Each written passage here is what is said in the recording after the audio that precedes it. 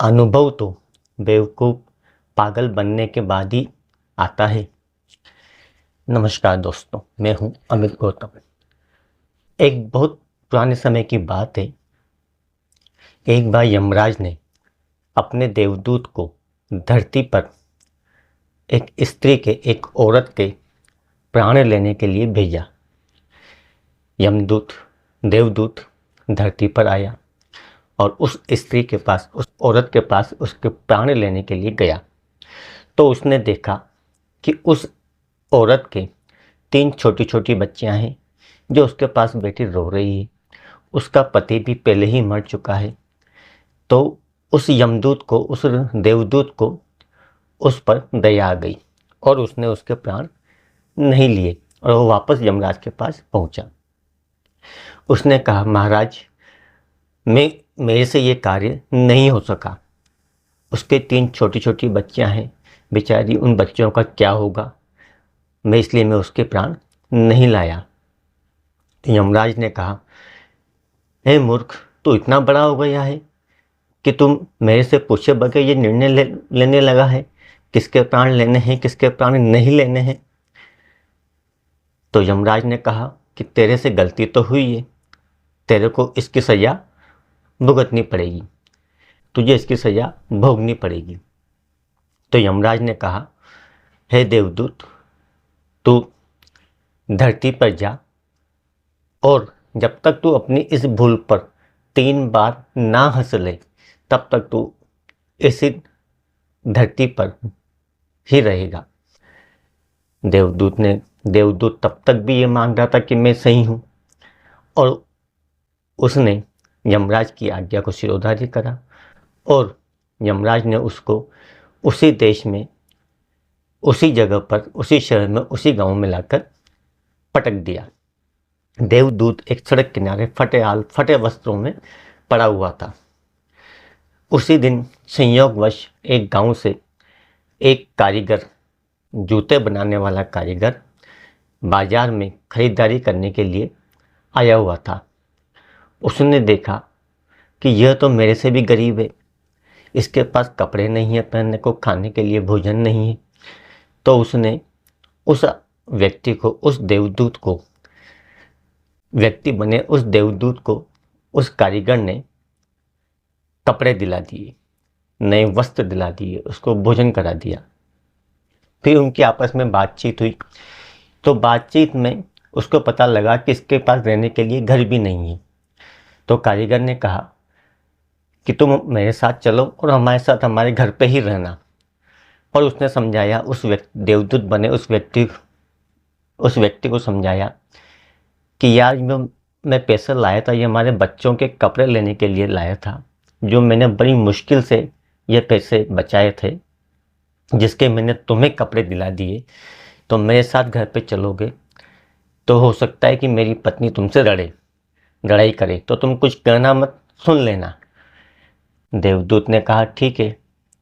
वो दोनों चलते हैं और जैसे ही वो घर में घुसते हैं तो कारीगर की पत्नी पूछती है, कपड़े लाए बच्चों के लिए? तो वो मना कर देता है कि नहीं, मुझे ये गरीब आदमी मिल गया था, मैंने इसको कपड़े दिला दिए। तो उसकी पत्नी बहुत लड़ती है, बहुत कहती है, बहुत सुनती है कि हमने इतनी मुश्किल से पैसे बचाए थे, तुमने पैसे उड़ा दिए, ऐसे कर दिया, खूब अनशन, खूब अनाप शनाप उल्टा सुल्टा कहती है। तो वो देवदूत ये सब सुन रहा होता है तो वो बहुत ज़ोर से हंसता है। तो कारीगर पूछता है, तुम क्यों हंसे? तो देवदूत कहता है कि अभी नहीं, मैं 3 बार हंस लूँगा, जब फिर समय आने पर तुम्हें बताऊँगा। टाइम निकल जाता है और देवदूत उस कारीगर के साथ रहने लगता है और उस कारीगर का जो काम होता है जूते बनाने का, उस कार्य को वो देवदूत करने लगता है। बड़ी ईमानदारी से वो देवदूत ये कार्य कर रहा होता है। तो कार्य करते करते वो इतना फेमस हो जाता है, इतना प्रसिद्ध हो जाता है कि पूरे देश से, दूर दूर से लोग बाग उसके पास जूते बनवाने आने लगते हैं और वो उसका काम चलता रहता है। और यहाँ तक कि उस देश का सम्राट भी उसके पास जूते बनवाने आता है। तो एक समय की बात है, उस देश का सम्राट का एक सिपाही उसके पास आया और उसने कहा, हे कारीगर, मेरे पास बहुत थोड़ा सा चमड़ा है, इस चमड़े के तुम्हें जूते बनाने हैं। याद रखना, इस चमड़े के तुम्हें जूते बनाने हैं, चप्पल नहीं बनानी। क्योंकि उस देश का, उस जगह का ये नियम होता है कि चप्पल तभी बनाते हैं जब उस देश का आदमी, वो व्यक्ति मर जाता है तो उसको चप्पल पहनाकर शमशान ले जाते हैं। ये उस देश का नियम था। तो उस सिपाही ने कहा कि तुम्हें याद रखना कि तुम्हें इस चमड़े की चप्पल नहीं बनानी है, जूते ही बनाने हैं। तो देवदूत बना वो व्यक्ति कहता है कि ठीक है साहब, जूते बना देंगे। पर देवदूत था वो, तो उसको सब मालूम था, तो उसने जूते की बजाय चप्पल बना दी। तो वो कारीगर आता है, कारीगर से कहता है कि अरे तुमने ये क्या करा। वो सिपाही आया था, उसने जूते बनाने कहा था, तुमने चप्पल बना दी। उससे खूब डरता है और वो एक लकड़ी उठाकर उसको मारने के लिए दौड़ता है। इतने में वो सिपाही भगा भगा आता है, अरे कारीगर, अरे कारीगर, तुमने वो जूते तो नहीं बनाए। तो वो पूछता है क्यों, क्या हुआ। कि अरे यार, वो जूते बनाने बनाने थे सम्राट के लिए, तो सम्राट की तो मृत्यु हो गई है, तो तुम उसकी चप्पल बना दो। ताकि उनकी इच्छा तो थी कि जूते पहने, पर अब उन चमड़े की उनको चप्पल पहनाकर शमशान ले जाया जाएगा। तो चप्पल तो तैयार थी, रेडी थी। तो उस कारीगर ने वो चप्पल उठाकर उसको दे दी और वो सिपाही आनंद फानंद में, जल्दबाजी में चप्पल लेके चला जाता है और उस चप्पल को वो महाराज को पहना के शमशान ले जाते हैं। इस समय भी वो देवदूत खूब हंसता है, जोर से हंसता है। तो कारीगर पूछता है क्यों हंसे। तो देवदूत कहता है कि अभी नहीं, फिर समय आने पर बाद में बताऊंगा। धीरे धीरे करता करता समय चला जाता है, समय निकलता है। फिर एक दिन उस कारीगर के पास, उस व्यक्ति बने देवदूत के पास 3 लड़कियां आती हैं जो कहती हैं कि भैया, हमारी शादी है तो हमें एक सैंडल पहना दो। तो वो देवदूत उन लड़कियों को पहचान जाता है कि ये तो वो 3 छोटी बच्चियां ही हैं जिनकी माँ को मैं लेने आया था। उनके साथ एक वृद्ध औरत होती है। तो वो देवदूत उनसे पूछता है, उस औरत से पूछता है कि ये बच्चियां कौन है। तो वो बताती है कि भी हमारे पड़ोस में एक ऐसे था, बहुत पहले एक गरीब लेडीज़ थी जिसकी मृत्यु हो जाती, इसकी मौत हो जाती है, और ये उसकी 3 बच्चियां थी तो रो रही होती है, और मेरे बच्चे नहीं थे, संतान नहीं थी, तो मैंने इनको पाल पोस के बड़ा कर लिया और अब इनकी शादी कर रही हूँ।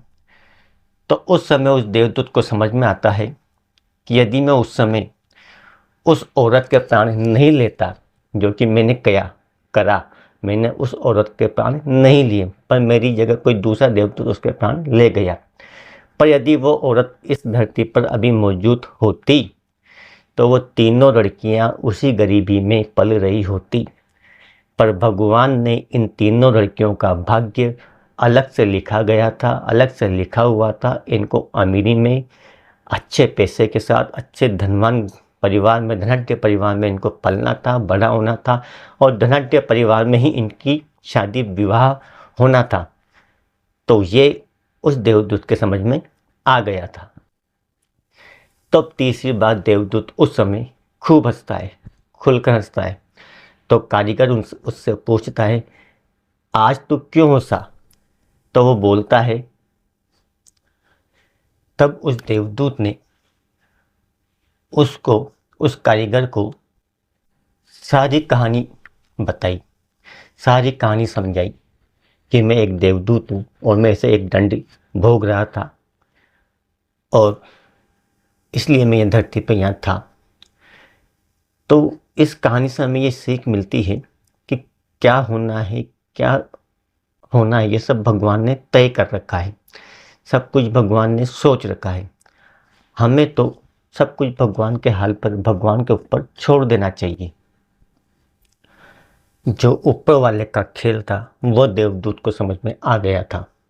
इसीलिए क्या होगा, कैसे होगा, कब होगा, क्यों होगा, सब सोचना बंद कीजिए और सब ऊपर वाले के भरोसे छोड़ दीजिए।